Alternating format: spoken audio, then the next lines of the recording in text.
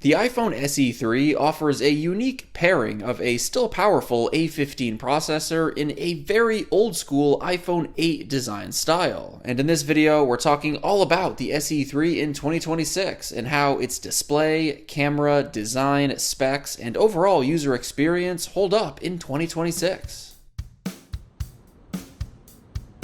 So the SE3 is the very last iPhone to feature the home button-based iPhone design, featuring Touch ID, a 4.7-inch LCD display with those large bezels on the top and bottom, a very compact and thin overall footprint by today's standards, and rounded off sides. The SE3 is powered by Apple's still very capable A15 chip, which is the same chip that powers the iPhone 13 and 14. However, it's housed in the much older iPhone 8 style design from 2017. This has been Apple's long-running approach for their budget E iPhones, being packaging their latest and most powerful processor in a slightly older iPhone design housing, resulting in a very powerful and long-lasting iPhone that's cheap to manufacture that they can sell at a lower price than the standard iPhone models. What makes the SE3 in particular so unique is that it was released at a time in 2022 where the difference between the newest iPhone 13's design at the time and the not that much older iPhone 8's design was an enormous gap, as several supercycle design overhaul generations, such as the iPhone 10 and 10R and iPhone 12, were released between the iPhone 8's release and the iPhone 13's release, which in turn results in this kind of bizarre combination of a pretty antiquated iPhone 8 style design with a very capable A15 processor from the iPhone 13 and 14, which is still crazy powerful by 2026 standards.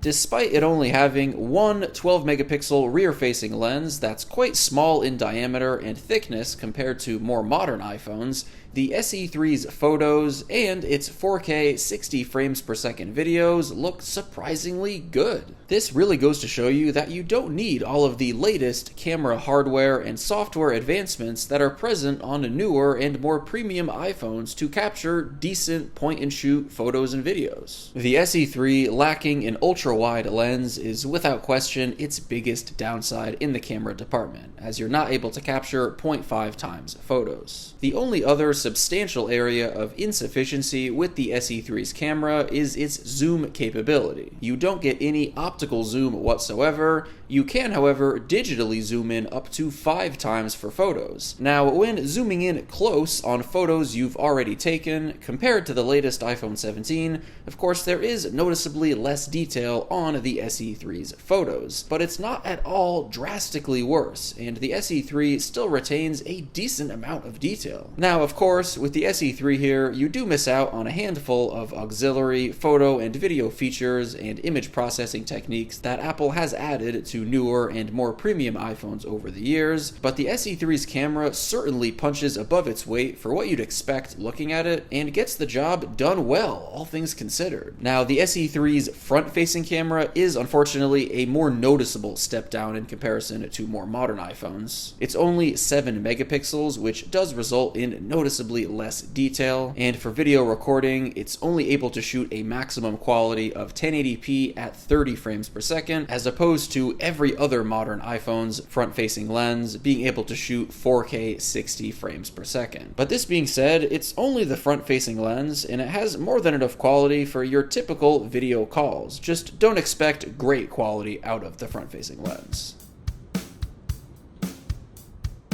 Any iPhone released within the last decade is super fast and responsive for anything you'd typically be doing on your iPhone, and the SE3's A15 chip is no different. We've reached a point where the only important factor to consider with iPhone processors is software update longevity. The SE3 and its A15 chip are currently on their 5th major iOS version with iOS 26, and considering Apple's recent patterns of providing either 6 or 7 years of major iOS update support for iPhones nowadays, you can expect 1, maybe 2 more years of major iOS update support on the SE3. You can get a good used iPhone SE3 for around $130 to $150 in the used market. And while at this very low price it offers an alright value proposition, most people in 2026 looking for a budget used iPhone around this price are going to be much better off spending an additional $50 to $70 and getting a device like the iPhone 13 instead, which you could get for around $200 to $250 in the used market. This will provide you with a full-sized, modern iPhone experience with a 6.1-inch OLED display, an ultra-wide lens, and it's powered by the same A15 chip that powers the SE3. Now, this being said, I know there's a very dedicated group of people who love compact and small iPhones, and if that's you,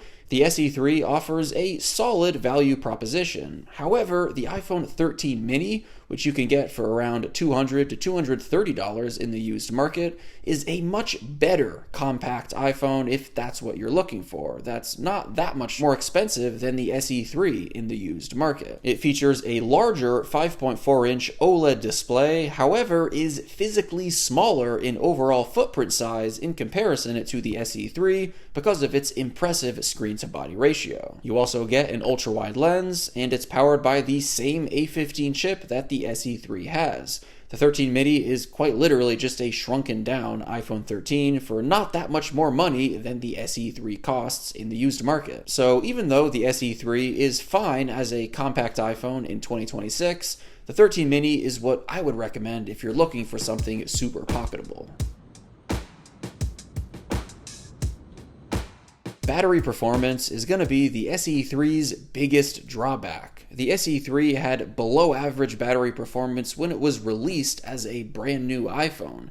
This compounded with the fact that buying one in the used market today will give you an already used and degraded battery. You should expect far below average battery performance with the SE3 in 2026. So the iPhone SE3 is truly the last of its kind, being a currently supported iPhone on the latest iOS 26 that features the classic home button, Touch ID, 4.7-inch display, rounded edge design that was originally released all the way back in 2014 with the iPhone 6. Experiencing iOS 26 with liquid glass in this iPhone packaging feels like two time periods colliding. While Apple is keeping the iPhone line running strong, their most recent iPhone 17e and 16e have taken up the design of the iPhone 14, which for the most part looks like all the other new iPhones Apple is selling, being a mostly bezel-less, large-screened, gesture-based iPhone. I mean, even apart from this older home button style design, Apple has completely stopped making any small and compact iPhones as a whole, making the SE3 here and the 13 mini the last compact iPhones we'll likely ever see Apple release, unless something changes. As much as the mass market clearly prefers large phones in 2026, there's still a very hardcore, dedicated group of people who love smaller phones. And if you're in that camp, chances are you're gonna love the iPhone SE3 in 2026. Thanks for watching, and as always, I'll catch you in the next one.